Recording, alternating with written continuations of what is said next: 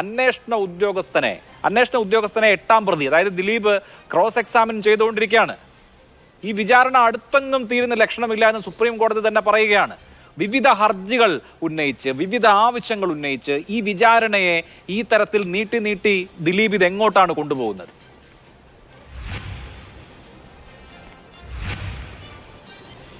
അഭിലാഷേ, ഈ നമ്മുടെ നാട്ടിലെ ഈ അമ്പലപ്പറമ്പിലെ കള്ളനെ കുറിച്ച് കേട്ടിട്ടില്ലേ? ഈ കള്ളൻ മോട്ടിച്ചോണ്ട് ഓടുമ്പോൾ അവൻ തന്നെ കള്ളൻ എന്ന് പറഞ്ഞ് ഓടും.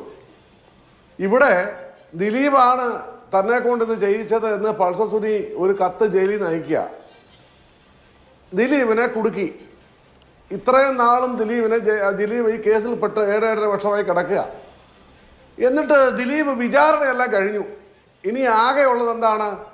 പ്രതികൾക്ക് എന്തെങ്കിലും കോടതിയോട് പറയാനുണ്ടെങ്കിൽ അവസാന സ്റ്റേജിലായപ്പോൾ പൾസർ സുനിയെ സുപ്രീം കോടതി ജാമ്യത്തിൽ എടുത്തിട്ട് ഇങ്ങോട്ട് കൊണ്ടുവന്ന ദിലീപിന് എന്നാ ചെയ്യാനാ? കേരളത്തിലെ സാമാന്യ ബുദ്ധിയുള്ള ജനങ്ങളുടെ മേലുള്ള വെല്ലുവിളിയാണ് ഈ ചർച്ചയിലെ ആരോപണം. എന്തൊരു കഷ്ടമാണ്.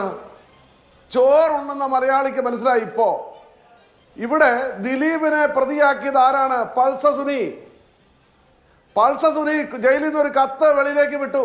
ഇതിന്റെ 2017 ഫെബ്രുവരി 17 മുതൽ ഈ നിമിഷം വരെ ഈ കേസിനെ ഫോളോ ചെയ്യുന്ന ഒരു സാമാന്യ മനുഷ്യനെന്ന്, സാമാന്യ ബുദ്ധിയുള്ള ഒരാളെന്ന നിലയിൽ ഇതിലെ മുഴുവൻ കാര്യങ്ങളെക്കുറിച്ചും അത്യാവശ്യം കാര്യങ്ങൾ അറിയാവുന്നത് കൊണ്ട് എനിക്കിതിലെ എല്ലാ സംഭവവികാസങ്ങളും അറിയാം.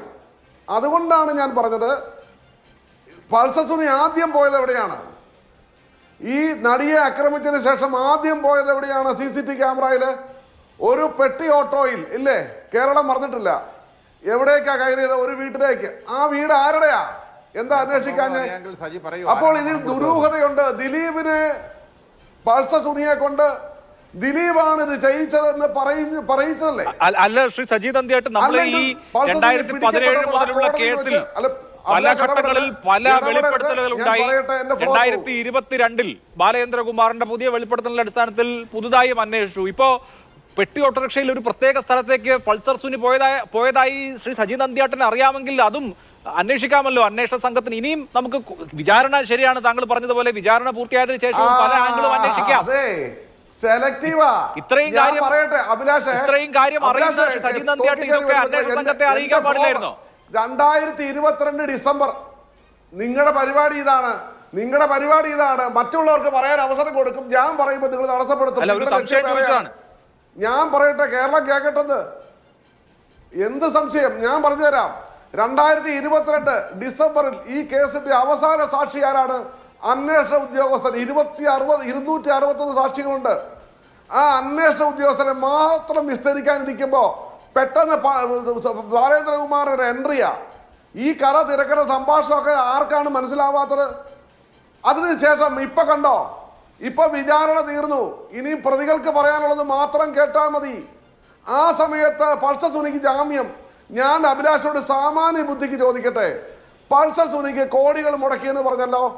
ഈ പൾസർ സുനി ദിലീപിനെ കൊണ്ട് ഈ ഏടാ കൊടുത്ത് ചാടിച്ചിട്ട് ശേഷം പൾസർ സുനിയെ കൊണ്ട് ഇനി ദിലീപിന് എന്നാ ചെയ്യാനാ അഭിലാഷെ? പുഴുങ്ങി തിന്നാനോ? ഈ കോടികൾ മുടക്കിയത് ആരാണെന്ന് ദിലീപാണെങ്കിൽ ഒരു പണ്ടേ തന്നെ ദിലീപിനെ പിടിച്ചകത്തിട്ടേനെ. ദിലീപല്ല, ആരാണ് ദിലീപിനെതിരെ കൊട്ടേഷൻ കൊടുത്തിട്ട് പൾസർ സുനിയെ കൊണ്ട് ഈ കത്തെഴുതിപ്പിച്ചത്? ആ ശക്തികളാണ്. ഇത് അന്വേഷിച്ച് കണ്ടുപിടിക്കാൻ അധികം നേരമൊന്നും വേണ്ട അഭിലാഷെ. പിന്നെ അഭിലാഷ് ചോദിച്ചൊരു ചോദ്യത്തിലേക്ക് വരട്ടെ. അല്ലേ, പോകല്ലേ. അഭിലാഷ് പറഞ്ഞല്ലോ 1600ഓളം തെളിവുകളുണ്ട്. 1600ഓളം തെളിവുകളുണ്ട്. ദിലീപിന്റെ വക്കീലിൽ അത് ക്രോസ് ചെയ്യണ്ടേ? 261 സാക്ഷികളുണ്ട്. ഈ സാക്ഷികളെ ക്രോസ് ചെയ്യണ്ടേ? ഇതൊന്നുമില്ലാതെ എല്ലാം വേസ്റ്റ് പറഞ്ഞങ്ങ് വിട്ടാൽ മതിയോ?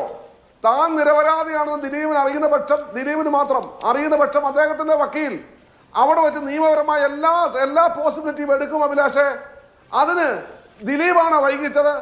ഞാൻ ഒറ്റ ചോദ്യം ചോദിക്കട്ടെ, ഈ പബ്ലിക് പ്രോസിക്യൂട്ടർ രാജിവെച്ച് പോയില്ലേ? അപ്പൊ ആരാണ് വൈകിച്ചത്? അല്ല അത് ഉത്തരം മാത്രമാണ് പറയൂ. പബ്ലിക് പ്രോസിക്യൂട്ടർ രാജിവെച്ചു 2019 മുതൽ ഓരോ ഹർജികളുമായി ദിലീപ് കോടതികളെ സമീപിക്കുകയാണ്. മെമ്മറി കാർഡിന്റെ പകർപ്പ് ചോദിച്ചു തുടങ്ങി അങ്ങോട്ട് നിരവധി ഹർജികളുമായി റബ്ബർ ബാൻഡ് പോലെ ഈ വിചാരണ നീണ്ടു പോവുകയാണ്. 50-ലധികം തവണ ഓരോരോ ആവശ്യങ്ങൾ ഉന്നയിച്ച് കോടതിയെ സമീപിക്കുന്നു. വിചാരണ സമയം നീണ്ടു പോകുന്നു. ടൈം ബൈ ചെയ്യാലോ വിചാരണ. അങ്ങനെയാണെങ്കിൽ ഇക്കാര്യത്തിൽ സജീവ് നന്ദിയായിട്ട് ദിലീപ് നിരപരാധിയാണെങ്കിൽ സമയബന്ധിതമായി വിചാരണ പൂർത്തിയാക്കി ഈ കേസിൽ ഒരു തീർപ്പുണ്ടാക്കുക എന്നുള്ളതല്ലേ വേണ്ടത്? കേസ് തീർന്നോട്ടെ എന്ന് അദ്ദേഹം അങ്ങ് വിചാരിച്ചാ പോരെ? അല്ലേ? അതെ, ദിലീപിലേക്ക് ഓരോരോ പരിപാടികളുമായി ഓരോരോ കാര്യങ്ങൾ ദിലീപിനെ കൊടുക്കാൻ വീണ്ടും വീണ്ടും ശ്രമിക്കുമ്പോ അദ്ദേഹം ഹർജികൾ കൊടുക്കുന്നത് സ്വാഭാവികമാണ്. ഇവിടെ ദിലീപ് വെറുതെ ഒരു ഹർജി കൊടുത്താൽ കോടതി സമ്മതിക്കുമോ അഭിലാഷേ? ഓരോ കാരണം ഇവർ ഒപ്പിച്ചോണ്ടിരുന്നു. അപ്പോൾ അതിൽ നിന്ന് രക്ഷപ്പെടാൻ ദിലീപ് ഹർജികൾ കൊടുത്തിട്ടുണ്ട്, സംശയം തിരിക്കുന്നു. അത് വെറുതെ ഒരു ഹർജി സുപ്രീം കോടതി ഹൈക്കോടതി കൊണ്ട് കൊടുക്കാൻ പറ്റില്ല അഭിലാഷേ. ഇത് വെറുതെ മനുഷ്യനെ കബളിപ്പിക്കുക. ആടിനെ പട്ടിയാക്കി, പട്ടിയെ പേപ്പട്ടിയാക്കാണ്. ഇപ്പത്തെ പൾസസൂരി ഒരാഴ്ചക്കുള്ളിൽ വെളിയിൽ വരുമ്പോൾ കണ്ടോണം അടുത്ത പരിപാടി ഇവർ കാണിക്കാൻ പോണത് എന്താണെന്ന്. ഇതൊക്കെ ആർക്കാണ് മനസ്സിലാകാത്തത്? ഇത് മൂക്ക് താഴോട്ടിരുന്ന ഏതൊരു മലയാളിക്കും സാമാന്യം മനസ്സിലാകും എന്താണ് ഇനി സംഭവിക്കാൻ. നിയമപരമായാണ് തിരക്കഥയൊക്കെ ഉണ്ടാക്കിക്കൊണ്ട് ഇപ്പോഴും ഇരിക്കുകയാണ്. ശരി, ഓക്കെ, വരാൻ ഞാൻ താങ്കളിലേക്ക്.